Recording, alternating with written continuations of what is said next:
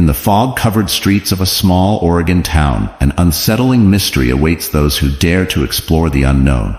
What begins as a routine walk home for three friends, Luke, Gary, and Marta, soon turns into a descent into madness as they stumble upon a building that shouldn't exist. Inside, they find themselves trapped in a labyrinth of endless yellow corridors, damp carpets, and the oppressive hum, flickering fluorescent lights. But the backrooms are more than just a maze. They're a living nightmare, where reality twists, shadows move on their own, and something unspeakable is always watching. As the trio navigates this hellish environment, they must confront their deepest fears and the terrifying realization that they may never escape. Join us as we dive into the chilling world of the Backrooms, a survival horror tale that will make you question the very fabric of reality. Are you ready to face the unknown? Because once you're in, there's no turning back.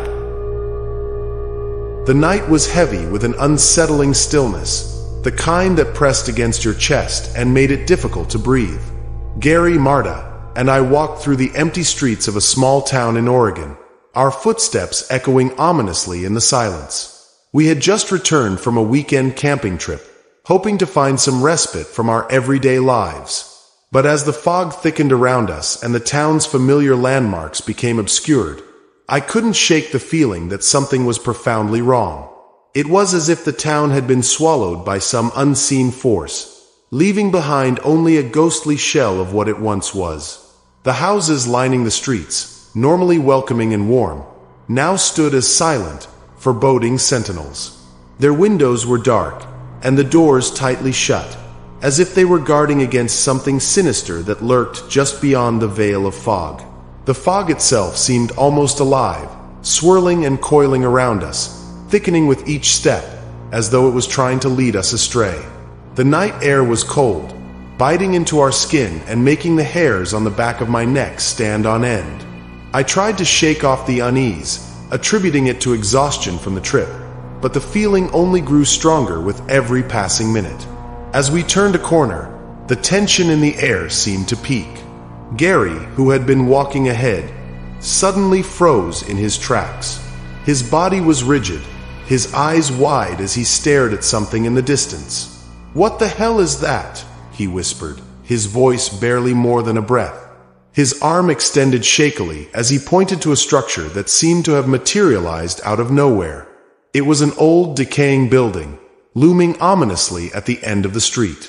The building was an eyesore, an anomaly amidst the otherwise quaint suburban homes, its exterior crumbling and weathered as if it had been abandoned for decades. The sight of it sent a chill down my spine, a feeling that we had crossed into a place we were never meant to be. Above the entrance, a flickering fluorescent light cast an eerie, sickly glow that barely penetrated the dense fog. The buzzing sound it emitted was maddening, a constant drone that seemed to vibrate deep within my skull, fraying my nerves. The light flickered sporadically, casting strange, dancing shadows that played tricks on our eyes. Marta gripped my arm tightly, her fingers cold and trembling. "We should go back, Luke. This place, it feels wrong," she murmured, her voice quivering with fear. Her usually steady composure had been shattered by the mere presence of this building, and the dread in her voice only served to heighten my own unease. But despite the fear gnawing at my insides, there was an inexplicable pull, a morbid curiosity that urged us to approach the building. It was as though the building itself had a magnetic hold on us, drawing us closer despite our better judgment. We moved towards it as if in a trance, each step echoing ominously in the stillness of the night. The door, large and ominous, seemed to beckon us closer, its wood splintered and rotting, yet somehow still sturdy enough to stand the test of time. As we neared, the door creaked open with a sound that made my skin crawl, like the groaning of some ancient creature awakening from a long slumber. The interior of the building was dimly lit, a faint glow emanating from the endless corridor that stretched out before us. The walls were a sickly, faded yellow, their surface stained and peeling, as if they had absorbed years of neglect and despair. The carpet beneath our feet was damp and musty, the smell of mildew thick in the air, mingling with a faint, almost imperceptible scent of something far worse, something decayed. Every step we took made the carpet squish unpleasantly underfoot, a sensation that only added to the growing sense of unease. The walls seemed to close in around us, creating a suffocating sense of claustrophobia as the corridor stretched into infinity. "This can't be real," Gary muttered, his voice tinged with disbelief. His eyes darted nervously from side to side, searching for any sign that this was some sort of sick joke. But there was no humor in this place, no sense of familiarity or comfort.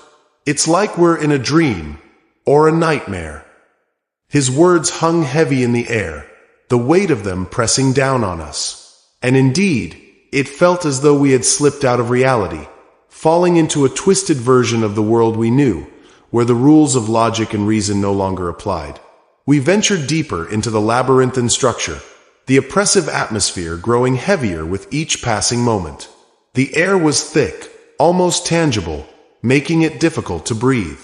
The sound of our footsteps echoed endlessly down the corridor, creating the illusion that we were not alone, that something, or someone, was mirroring our every move.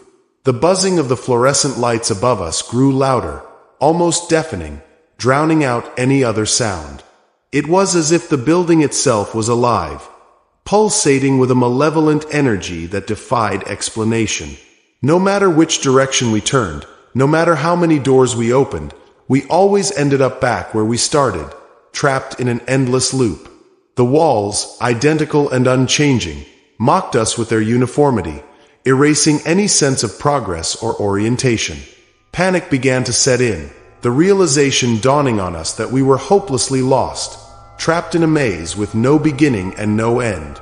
The sense of isolation was overwhelming, the silence pressing in on us from all sides, broken only by the occasional flicker of the lights above.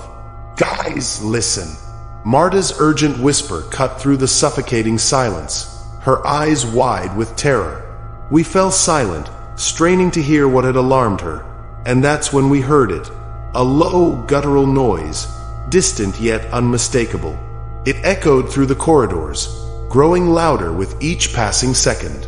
The sound was unnatural, like the growl of something inhuman, something that should not exist in our world. My heart raced, the blood draining from my face as the noise grew closer, reverberating through the walls and floors. "We need to move. Now!" I hissed, adrenaline surging through me as I grabbed Gary by the arm and yanked him forward.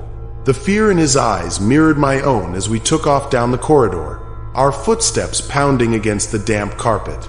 Marta followed closely behind, her breath coming in short, ragged gasps, the sound of her panic echoing in the confined space. The growling noise pursued us relentlessly, growing louder, more menacing with every step. It felt as though the very walls were closing in on us, pushing us forward, deeper into the labyrinthine horror. We ran blindly through the seemingly endless corridors, our path twisting and turning with no rhyme or reason. The air grew colder, the buzzing lights flickering ominously above us, casting eerie, shifting shadows that seemed to follow us, mocking our futile attempts to escape. Every door we passed was either locked or led to another identical corridor, and the despair of our situation began to gnaw at the edges of my sanity. The noise behind us grew louder still, an unnatural, guttural growl that seemed to vibrate through the very walls of the building, as though it was coming from everywhere and nowhere all at once. Just when it seemed like we would run ourselves into the ground from sheer exhaustion, we stumbled into a large room. The sudden change in scenery was jarring, and for a moment, we were too disoriented to comprehend where we were. The room appeared to be an office of some sort, but it was unlike any office I had ever seen. The furniture was outdated, covered in a thick layer of dust that suggested it had been abandoned for years, if not decades. The walls were lined with filing cabinets, each one labeled with faded, indecipherable text that hinted at secrets long forgotten. In the center of the room was a desk, old and worn, its surface cluttered with papers yellowed with age. An old rotary phone sat atop the desk, its once bright color now faded and dull. The phone seemed out of place, an anachronism in this twisted, nightmarish environment. Desperation clawed at me as I rushed to the phone, lifting the receiver to my ear. The line was dead, the only sound the faint, distant hum of the fluorescent lights above. "There's nothing here," I shouted, slamming the phone down in frustration. The hopelessness of our situation was becoming all too clear. Gary leaned heavily against the desk, his face pale and drenched in sweat. His hands trembled as he ran them through his hair, his eyes wide and unfocused. "This isn't just a building. It's something else. Something not of this world," he whispered, his voice shaking with a mix of fear and disbelief. His words sent a shiver down my spine, the truth of them resonating deep within me. There was something profoundly wrong with this place, something that defied explanation or understanding. Before I could respond, the door to the office suddenly slammed shut with a force that rattled the walls and sent a cloud of dust into the air. We were plunged into darkness, the only light coming from the faint, sickly glow of the fluorescent bulbs outside the room. The silence that followed was thick and oppressive, and then, breaking it, came a sound, a low, raspy whisper that seemed to come from all around us. The words were unintelligible, but the malevolence in them was unmistakable, sending chills down my spine. Marta whimpered, her body trembling as she clutched at me like a lifeline. "What do we do, Luke? What the hell do we do?" Her voice was barely more than a whisper, laced with fear and desperation. I could feel her terror radiating off her in waves, and it mirrored my own. But before I could formulate a plan, the whispering stopped, replaced by a new sound, heavy, deliberate footsteps approaching the door. The sound was slow, methodical, each step echoing with a finality that sent a surge of panic through me. My blood ran cold as the door slowly creaked open, revealing a tall, shadowy figure standing in the doorway. Its silhouette was dark and indistinct, its features obscured by the shadows, but I could feel its gaze on us, piercing through the darkness. The oppressive atmosphere in the room intensified, the air growing colder, making it hard to breathe. Every instinct screamed at me to run, to escape, but my body was frozen, paralyzed by the sheer, overwhelming terror that gripped me. Gary took a step back, his voice trembling with disbelief. "This can't be happening. This can't be real." His eyes were wide, his face pale as he stared at the figure, unable to comprehend the nightmare unfolding before us. But it was real, all too real. The figure stepped into the room, its presence filling the space with a suffocating sense of dread. As it moved closer, I could see its face, or rather the absence of one. The features were twisted, distorted, as though someone had attempted to sculpt a face from clay but had abandoned the effort halfway through. Its eyes were black voids, empty and soulless, staring directly into mine. And then, just as suddenly as it had appeared, the figure vanished, leaving us alone in the darkness once more. My knees buckled, and I sank to the floor, my mind reeling from the encounter. "We need to get out of here," I whispered, more to myself than to the others. My voice was shaky, laced with the realization that we were in way over our heads. This was no ordinary place, and whatever forces governed it were beyond our understanding. But deep down, I knew there was no escape. We were trapped in this twisted, nightmarish world, at the mercy of forces that defied all logic and reason. And as the walls of the office began to close in around us, pressing in from all sides, I realized with a sinking feeling that we were never meant to leave. The backrooms had us in their grip, and there was no way out. The passage of time became meaningless as we wandered the endless corridors, our sense of reality unraveling with each passing day. The constant, unchanging sameness of the backrooms eroded our spirits, the monotony of the yellow walls and damp carpets becoming a maddening symphony of despair. There were no windows, no clocks, no way to gauge the time. Days could have passed, or perhaps weeks. All we knew was that we were trapped in a place that seemed to exist outside of time itself. Marta grew weaker with each passing moment, her energy sapped by the oppressive atmosphere. Her once vibrant eyes were now hollow, dark circles etched beneath them like bruises. Her voice, once strong and confident, had diminished to a mere whisper, as if the very act of speaking took all the strength she had left. The vibrancy that had once defined her was gone, replaced by a pale, ghostly version of the woman she once was. She clung to me as we walked, her steps faltering more often than not, her body trembling with each breath. Gary, on the other hand, seemed to be clinging to a thread of sanity by sheer force of will. He had found an old, worn-out journal in one of the rooms, and it had become his obsession. He spent hours scribbling in it, his writing becoming more frantic and incoherent with each passing day. He muttered to himself constantly, his words a jumbled mix of theories and half-formed ideas about patterns, hidden doors, and secret codes. His eyes were wild, his face gaunt and haggard from lack of sleep. The journal was his lifeline, the only thing keeping him grounded in the face of the madness that surrounded us. "There's a logic to this place, Luke," he insisted one evening, his voice hoarse from hours of talking to himself, his eyes, bloodshot and haunted, locked onto mine with a feverish intensity.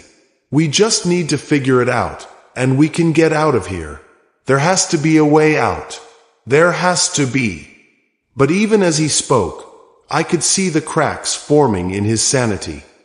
His hands shook when he thought no one was looking, and his eyes darted nervously around the room, as if he expected the walls to close in on him at any moment. He was unraveling, just like the rest of us. The noises, the growls, the whispers, they never stopped. They echoed through the corridors at all hours, sometimes close, sometimes far, but always present, like a constant reminder that we were not alone. Sometimes, out of the corner of my eye, I would catch a glimpse of movement, a flicker of shadow that vanished before I could fully register it. Whether it was my mind playing tricks on me or something far more sinister, I couldn't say. But the fear was real, gnawing at my insides, making it impossible to relax, even for a moment. One night, as we huddled in yet another identical room, Marta confided in me. Her voice was barely audible, trembling with fear.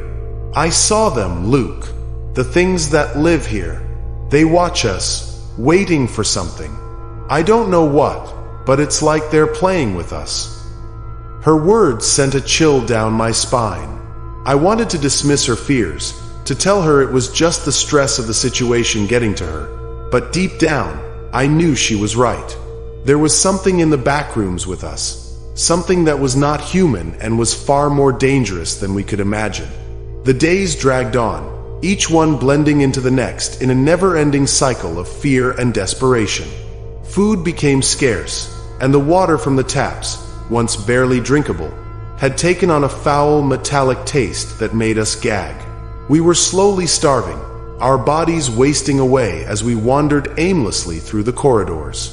Gary's journal became his entire world, his scribblings growing more erratic, his thoughts more disjointed. He spoke to the journal more than he spoke to us, his mind slipping further and further from reality. Marta's condition deteriorated further. She stopped speaking altogether. Her voice reduced to nothing more than a faint whimper when the fear overwhelmed her. She rarely slept, her eyes bloodshot and unfocused as she stared vacantly at the walls, her body trembling with exhaustion and fear. The shadows under her eyes had deepened, her skin taking on a sickly pallor that made her look like a walking corpse. She was fading, slipping away before our eyes, and there was nothing we could do to stop it. Then, one day, Gary made a discovery. He burst into the room where Marta and I were huddled, his eyes wild with excitement. "I found it!" he exclaimed, holding up his journal as if it were the Holy Grail.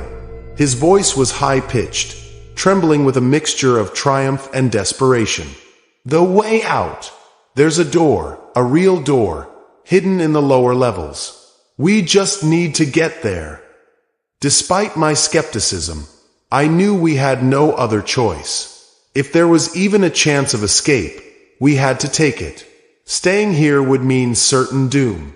We followed Gary through the twisting, ever-changing corridors, our hope rekindled by the promise of escape.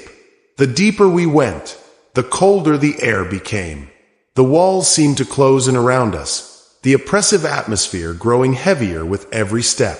The lights above us flickered more frequently, casting strange, dancing shadows that seemed to move on their own. The corridors twisted and turned in ways that defied logic, but Gary's confidence never wavered. He led us with a single-minded determination, his eyes fixed on the path ahead. Finally, we reached a door, unlike any other we had seen. It was a massive, rusted metal door, its surface covered in strange symbols that seemed to pulse with an otherworldly energy. The door was ancient, its surface pitted and scarred by time, yet it exuded a sense of power, as if it were a portal to another world. Gary's hands shook as he reached for the handle, his breath coming in short, rapid gasps. But before he could turn it, the door swung open on its own, the hinges groaning in protest. Beyond the door was a stairwell, descending into darkness. The air that wafted up from below was cold, musty, and filled with the scent of earth and decay. Without hesitation, Gary started down the stairs, his steps quick and sure. We had no choice but to follow, our footsteps echoing eerily in the confined space. The stairs seemed to go on forever, spiraling deeper and deeper into the earth. The air grew thicker, making it hard to breathe, and the walls seemed to close in around us, squeezing us into the narrow space. Marta stumbled, her strength nearly gone, and I had to support her as we continued our descent. Her body was cold to the touch, her skin clammy and pale. I could feel her growing weaker with every step, her breaths coming in shallow, ragged gasps. I wanted to stop, to rest, but the urgency in Gary's pace told me that we had no time to waste. We had to keep moving, had to find the door that would lead us to freedom. At last, we reached the bottom of the stairs, where we found ourselves in a large, open chamber. The room was vast, the ceiling lost in the darkness above. The walls were lined with ancient machinery, gears and cogs that clanked and whirred with a life of their own. The air was filled with the smell of oil and metal, mingling with the stench of rot and decay. The sound of the machinery was deafening, a cacophony of clanking and grinding that set my teeth on edge. In the center of the room was a massive, ornate door, its surface covered in the same strange symbols as the door above. "This is it," Gary whispered, his voice filled with awe and reverence. "The way out." But as he approached the door, something changed. The air grew colder, the machinery's noises louder and more discordant. The shadows in the room seemed to come alive, twisting and writhing as they closed in around us. And then, from the darkness, the figure emerged. The same figure that had haunted us from the beginning, its black eyes staring into the void of our souls. Gary froze, his journal slipping from his grasp and falling to the floor with a dull thud. "No, this can't be." His voice was a broken whisper, filled with terror and disbelief. The figure moved closer, its form shifting and changing, becoming something more monstrous with each step. Its eyes, those black, empty voids, seemed to pierce through our very beings, exposing every fear, every doubt. "You were never meant to leave," it hissed, its voice a guttural rasp that echoed through the chamber. "This is your home now." Gary screamed, a sound of pure, unbridled terror, and tried to flee, but the shadows closed in around him, pulling him into the darkness. I watched in horror as his body was consumed, swallowed whole by the entity that had been stalking us from the moment we entered the backrooms. His scream echoed through the chamber, lingering long after his form had disappeared. Marta clung to me, her voice trembling with fear. "We have to go, Luke. We have to go now." Her eyes were wide with terror, her body shaking uncontrollably. But I couldn't move, paralyzed by the realization that there was no escape. The door, the chamber, it was all a trap, a final cruel twist in this endless nightmare. The backrooms had us, and there was no way out. As the shadows closed in around us, I held Marta tightly, whispering words of comfort that I didn't believe. The darkness consumed us, pulling us into the void, and I felt the cold embrace of the abyss wrapping around me, pulling me down into the endless darkness. And then everything went black. I don't know how long I was out. When I opened my eyes, I was lying on a cold, metal table, harsh fluorescent lights blinding me. The air was sterile, clinical, a stark contrast to the oppressive atmosphere of the backrooms. I could hear the faint hum of machinery, the steady beep of monitors, and the muffled voices of people nearby. Panic surged through me as I tried to move, but my limbs were heavy, unresponsive, as though they were weighed down by invisible chains. "He's waking up," a voice said, and I turned my head to see a figure in a white coat standing over me, their face obscured by a mask. The figure's eyes were cold, emotionless, as they observed me with clinical detachment. The realization that I was no longer in the backrooms did little to calm the rising panic within me. Instead, it only fueled my fear, the sense of dread that something was terribly wrong. "Put him under again," the figure ordered, their voice devoid of empathy. "We can't let him remember." The word sent a jolt of terror through me, and I tried to speak, to scream, but my voice was nothing more than a weak, pitiful groan. The last thing I saw before everything went dark again was the figure's cold, unfeeling eyes staring down at me, and I realized with dawning horror that the backrooms weren't just a nightmare. They were real, and I had never truly left. The nightmare had only just begun. As you reflect on this harrowing journey through the backrooms, remember that not all doors should be opened, and not every path leads to safety. Have you ever wondered what you might find if you took a wrong turn or explored a place that felt just a little too quiet? The world is full of mysteries that blur the line between reality and nightmare, where fear and curiosity intertwine. If you've had a brush with the unknown or have a tale of your own, share it in the comments below. And don't forget to subscribe and hit the notification bell for more chilling stories that will keep you on the edge of your seat. Until next time, stay alert and stay cautious, because sometimes what you seek might be seeking you. If you want to see another story, we've selected this video about 4 urban legends scary stories. It's appearing on your screen now. And remember to subscribe.